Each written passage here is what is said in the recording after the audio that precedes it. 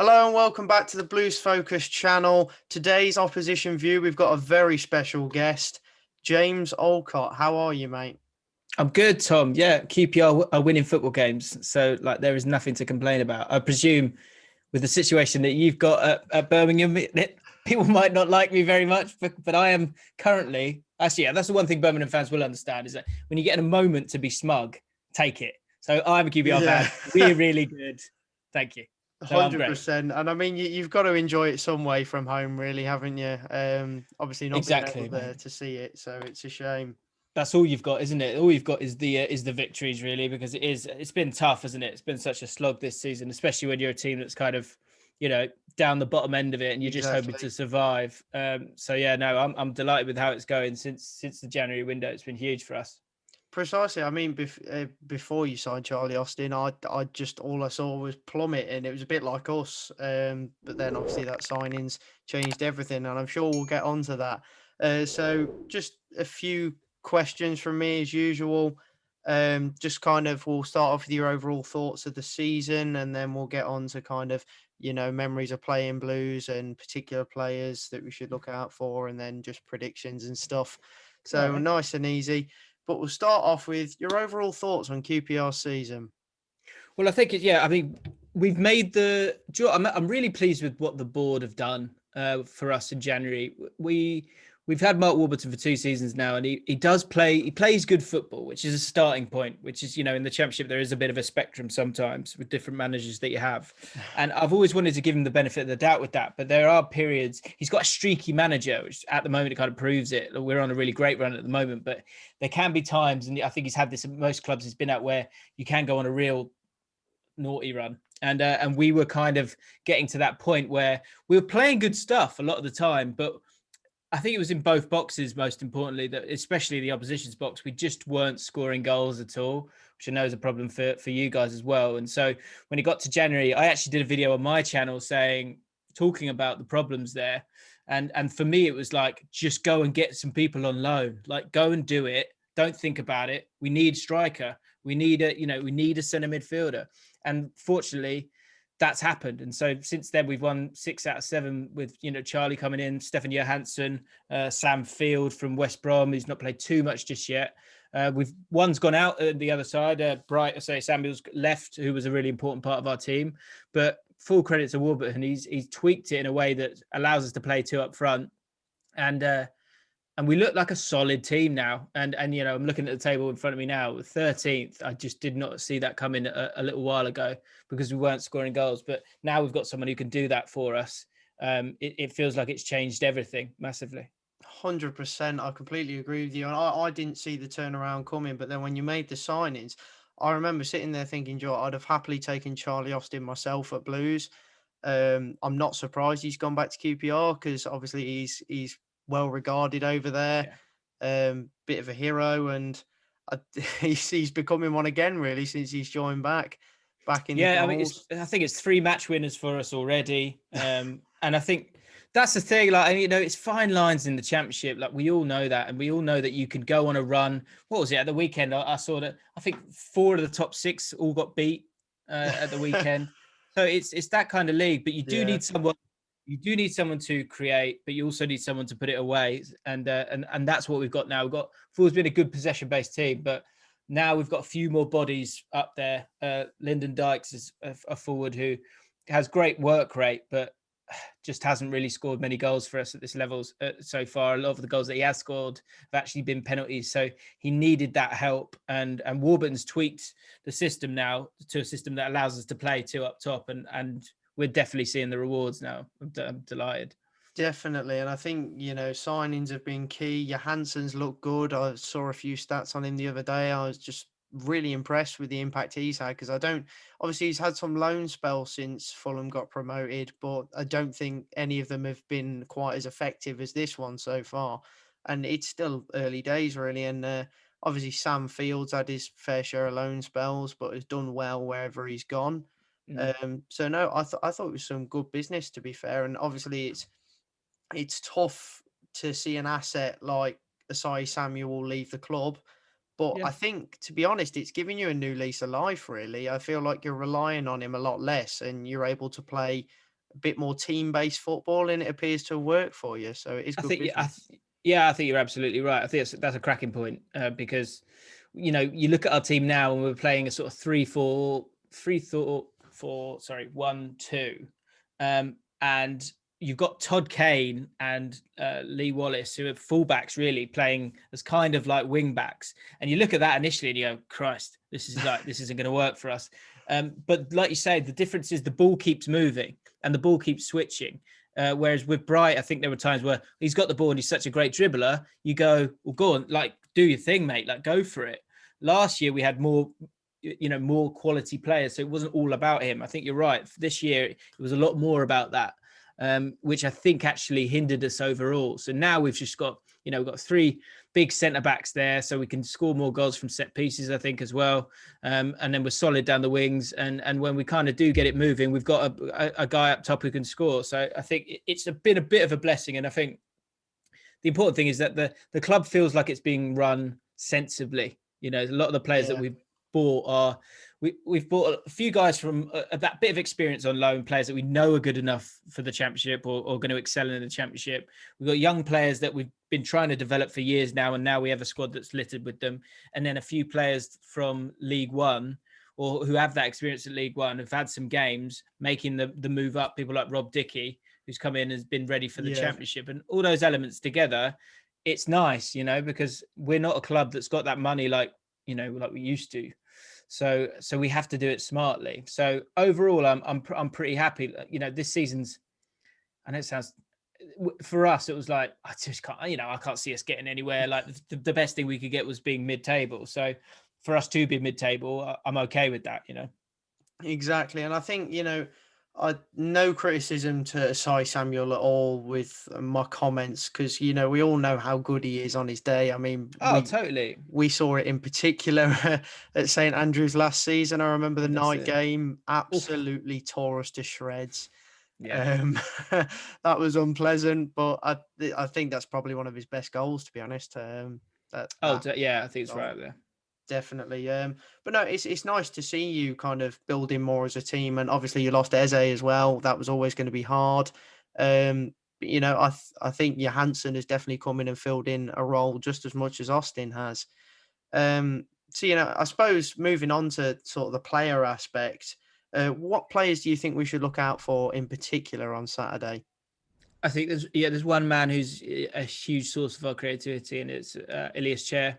He plays in that sort of attacking midfield role, and like I say, I think the team is really set up to get him on the ball in the right areas. Maybe that's sort of not completely on that left-hand channel, but maybe in the pocket of space on that left-hand side. Maybe where, if you think Man City, where Gundogan picks up the ball a lot of the time, he's not like Gundogan. He's your proper sort of number 10 kind of player. Yeah. He's got a good shot on him, great creativity. He's made a lot of, I think there's some stats on his like key passes are like outrageous, but he's got no assists or something stupid like that.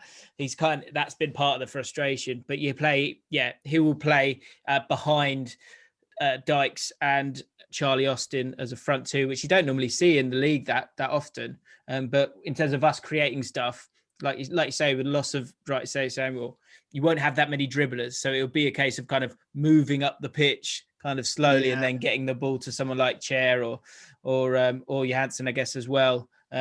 Dominic Ball's been playing in midfield with them.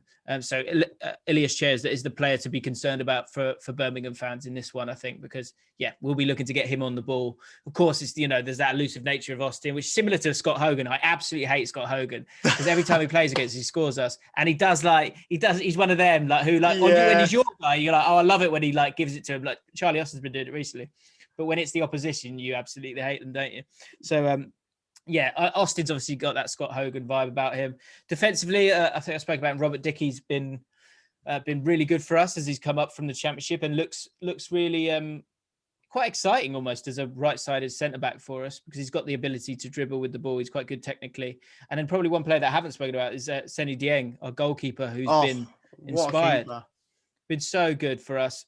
He's 26. I don't know what took us so long to put him in the team, but his presence, and I think presence is such a crucial part of goalkeeping now, is phenomenal. Great saves, catches the ball, which is really nice.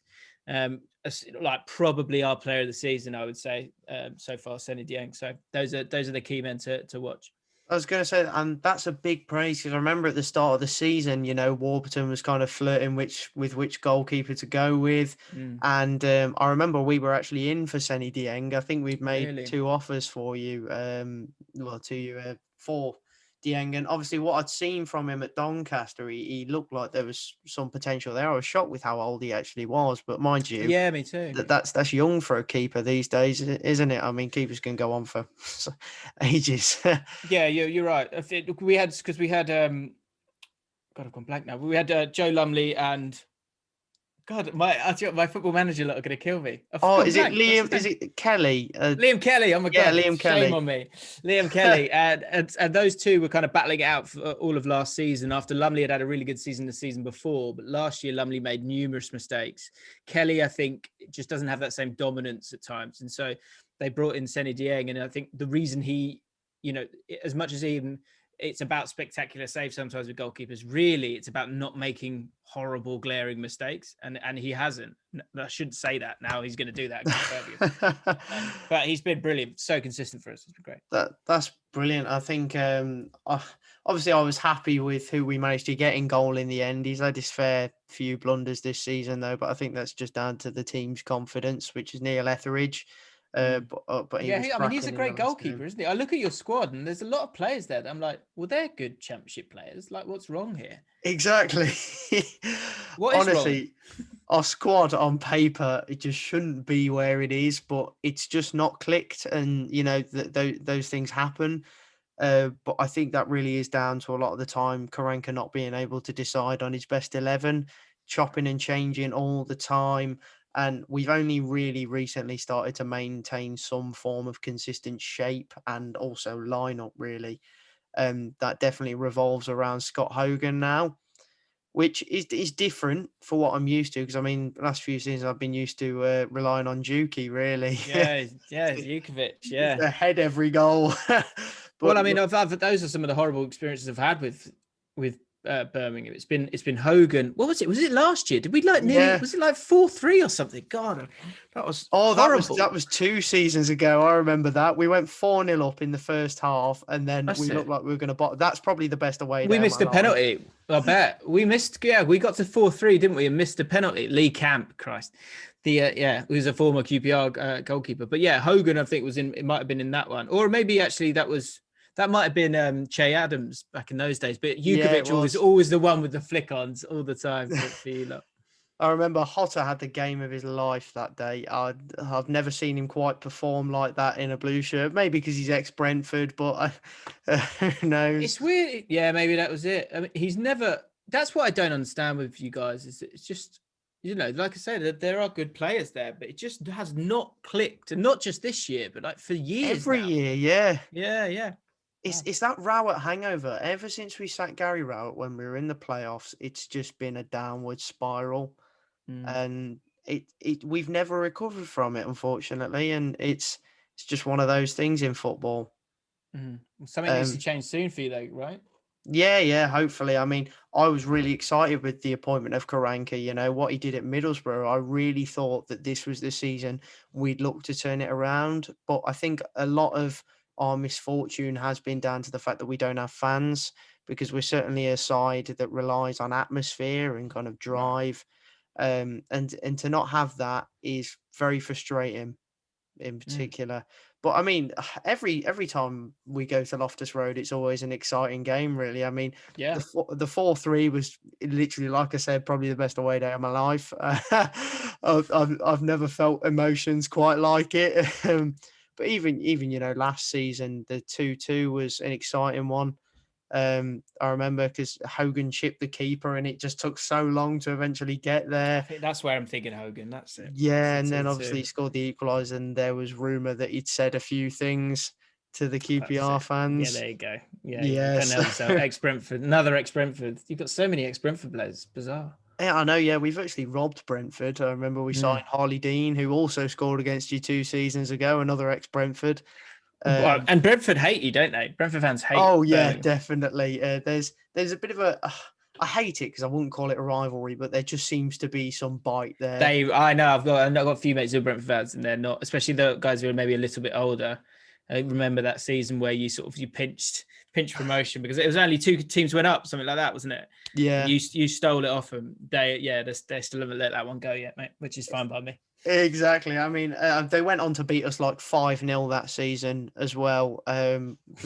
So it just seemed pointless. Well, it doesn't mean anything. It's where you finish up in the league, isn't it? Exactly. Yeah. So, but no, it's just one of them. Anyway, I suppose this all kind of links in with my next question for you. Really, was favorite memory on playing Birmingham? Favorite memory of playing Birmingham? I mean, I'm trying to think. Catch me there. It's kind of some of the great goals away from home. I feel like, like the Bright Say Samuel one, there was a really good away win. There are sometimes those away wins you go, oh, this is going to be tough. And so when you go and win it, there is that sort of buzz from that. I think I remember there was a season where we just stayed up thanks to, I think John Gregory was our manager, but Lee Cook had the season of his life as a left winger for us. And he scored a screamer against you guys, I think, to get sort of dribbled from the left-hand side and slotted one in that way. And that was another one, big goal, in a game that we needed to keep ourselves up. So yeah, I think those are the 2 main ones that pop into mind. And then of course, the defeat the other year. I think that's the one. I just came out and I was just like, what happened there? Like we was kind of pleased with the comeback, but we still lost, but we should have drawn. Very strange. You played well that day. The thing is, going forward, you were actually quite good. It was just at the back. I wouldn't even say it was necessarily awful defending. It was just seemed to be everything we tried worked out. It was that Che Adams got a hat trick. Was it that? Yeah, it's that one, isn't it? Yeah. I tell you what, he was. There are players that you see and then go into the Premier League and you go, oh, okay, yeah, you're really good. Like he just looked sort of like a real bully in a normal front 2. He looked really, really good there. It's been interesting to see how he's morphed at Southampton because he's had to take on a different role, hasn't he? Yeah. I think he really struggled at first when he went there, but he's ever since he scored from the halfway line against Man City, it's all been on the up for him, really, and especially this season. I mean, he's been doing my FPL team the world of good. So good, very good. It's good to hear. So but no, I think there's been some exciting affairs against QPR in recent years. I think, to be honest, you're one of the few teams we're actually quite lucky against.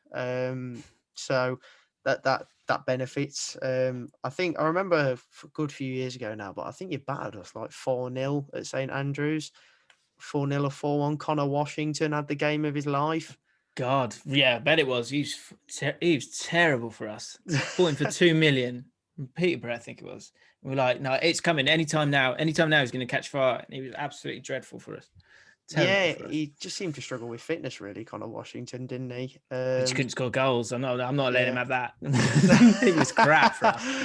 I mean, obviously Peterborough are known for producing such good strikers, as we've seen, unfortunately, at Brentford with Ivan Toney. Yeah. But it's clearly a bit hit or miss. You get players like Marcus Maddison as well, who's now in League Two with Bolton. So that all went well. But moving on to just where you think you'll finish this season now. Obviously, there's been such a change in form. I suppose you're more optimistic.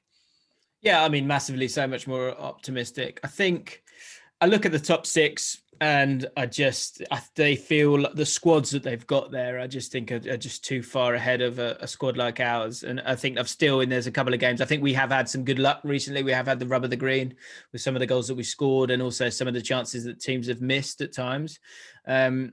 So I think we will end up mid-table. I mean, I would be blissful if we could get ourselves into the top 10. I don't see it happening. I think we'll finish 14th, something like that, at the end of it all, because I think we'll kind of get to a point where it's like, oh, okay, we're all right now. Let's just we can kind of take your foot off the gas, which is absolutely fine by me. We need to get that 52 point mark is always the one in my head when it comes to the championship and surviving. So I think we'll finish 13th, 14th, around that mark. And to be honest, with the players that we lost, the goals that we lost Manning, Eze, Hugo, Wells. It's 45 goals and the bulk of the assists. So to get away with it, and still be kind of stable as a club, and finish mid-table, I'll be absolutely delighted with that. 100%, and that's quite a replacement job on the hands of the Massively. transfer team there.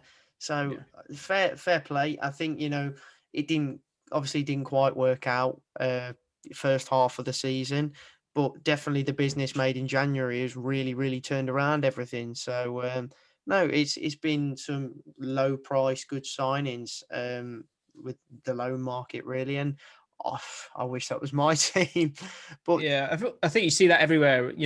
In January, Conor Hourihane at Swansea, Glenn Murray at Forest. yeah. There's those players that you bring in can make such a difference in January in the Championship. I think more so than any other league, to be honest, because there are some of those players that are willing to go. That often in the Premier League, it can be a bit boring in the transfer window, but in the Championship, certainly this year with the amount of loans that have been going on all over the league, I think it makes a massive difference, and it certainly has for us. Exactly. I mean, for us so far, the January window, one particular player that's really helped turn around the ship for us has been Raheem Harper, who we got on loan from West Brom. Central midfielder. I think it was his first or second start against Wednesday, but he really pulled the strings and was a key part in what was a crucial season defining victory for us. I mean, if we'd lost that, I don't think we'd have been able to come back. But now we can look at the rest of the season with some hope. So, you know, it's one of them. It's not quite turned around our season completely yet, but it's looking like a slow process. But hopefully it pays off. If we beat Norwich on Tuesday, then that would be fantastic. Anyway, so just moving on, really. Finally, what are your thoughts on Birmingham? I think I do worry for you, if I'm honest, mate. Yeah. I do, just because I think, as bad as Sheffield Wednesday were in the game between the pair of you, it just feels like you really do struggle to score goals at the moment. And there's just, I don't know. I mean, this from the outside, there seems like this bad vibe there. Like it doesn't feel nice at the moment. I think the teams that I see down there with you, I think Coventry will continue to be down there despite getting a victory recently. Huddersfield, same kind of thing. I do still see them being down there as well. I think Derby and Forest will start to move their way up. So I think you are battling between, there's about 5 of you down there, and I do see you being down there at the end of it all, if I'm honest. Wickham are gone, sadly. Yeah. Sheffield Wednesday, I expect them to get there. Do you know what I mean? I expect them to figure it out and just about survive. Rotherham have been on a really good run as well themselves recently. Yeah. So I think, but that's what I mean. Like, any good run will end. Do you know what I mean? And any bad run will end, because that's the Championship. But I do see you being in that bottom 4 or 5 teams come the end of the season, if I'm honest. I'm 100%. I don't need to apologise. I right now I'm not convinced that we're staying up, despite a positive performance against Wednesday. We scored against 10 men at the time. Although, in fairness, we did actually play better against the 11 men. We caught them on a counter attack really when they had 10, but they were actually looking all right. I think personally, I agree with you. Wickham are virtually down, but they've shown some good fight, in fairness to them, where they can. But Sheffield Wednesday, I just feel like it's so toxic there that obviously Neil Thompson has kind of turned around their home form, but they lose crucial games, and that seems to be a bit of a hoodoo they have. And I honestly think Sheffield Wednesday will end up going down, but it will be close. And right now, I'd say we will also go down, but if we beat Norwich on Tuesday, then my head will turn around. I mean, that's it. Like, Exactly. a couple of wins, and you're feeling good again. I just think I've got a feeling Rotherham will be okay. Me too. Me too. I feel like it's between you and Coventry. Yeah, tenants versus landlords. So That could be it's awkward, couldn't it? exactly, and I think I don't want to be loaning my stadium to a club that's in a league above us. I'd rather we just strip the deal now, say, yeah, go on, find somewhere else to play, off you go. Yeah, And, I wouldn't be but no, surprised. But yeah, I it's think. Yeah, I mean, look, I honestly, I'll be totally honest. I don't have a good feeling or a bad feeling about Birmingham. There's no true hatred there at all. So, yeah, but I just something doesn't feel right it's there at the yeah, moment. feels like our So luck has finally ran out. And maybe, obviously, I don't want to say it yet because we've still got virtually, the final third of the season left to go. And we've escaped tougher situations. I mean, you can go back to kind of Paul Caddis against Bolton. That yeah, one particularly is iconic, but we've had so many escapes that we just constantly do it.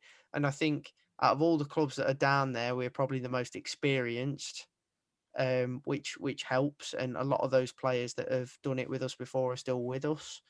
Um, so that kind of experience is there. But Rotherham, I don't think they deserve to go down this season. I know they're very much a yo-yo side, but they've really played some good stuff, and I like their manager. I like Paul Warne. mm. And their desire and fight has been nice to see, and we haven't produced that. Yeah. I mean, they got 33 goals. You've got 20. Well, actually, the teams around them have got 22, 21, 22. So that's why I Exactly. think scoring goals will probably give you a chance of getting out of it for Pre- Rotherham. Precisely. So just to end it there, score predictions. Uh, life's good at the R's at the moment. I think I'll just sneak. I'll take a. Do you want 2-0? I'll go gutsy. I'll go punchy. Oh, 2-0. to be honest, you do tend to turn up when you come to our place. So no, I've got this feeling of a 1-1 draw right now. Um, but I wouldn't be surprised if you beat us because we do have the worst home form in the league, Oh, unfortunately. yeah, of course. Yeah, exactly. Yeah, your home form's terrible, isn't it? Exactly. So it wouldn't surprise me. It's nothing new. But if we did manage to beat Norwich at home, then I do feel like we'd be full of confidence going into the game on Saturday, and I'd still take a point. But if by some minor miracle, I'd still take a point on Tuesday. But it's just picking up points now for us. That's the crucial one. I think QPR is probably one of those games where we should look to go for the full three, Yeah. because the games we've got left this season aren't easy. They're really not. Oh, really? So if we're going to look to get 3 points from any, it has to be that one. But I'd still settle for a point personally, considering our home form, and I'd probably look to win more away games. But we'll see. I'll go 1-1 for now. Um, but honestly, mate, it's been a pleasure having you on the channel, and thank you so much for joining us. No worries, mate. My pleasure. Yeah, good luck with the channel, mate. Good luck against Norwich. Bad luck at the weekend. Yeah, same goes. But guys, honestly, go check out James's channel. I'll leave it in the description so you can go click the link there. But if you'd rather just type it in on the search bar, then James Lawrence Allcott, there you are. And Fella. some fantastic stuff on there with True Geordie, Lawrence McKenna, all sorts. So just go check it out. And obviously, if you're feeling kind, donate to the Patreon. Link will be down below. And drop a like, comment, let us know what you thought, and keep right on.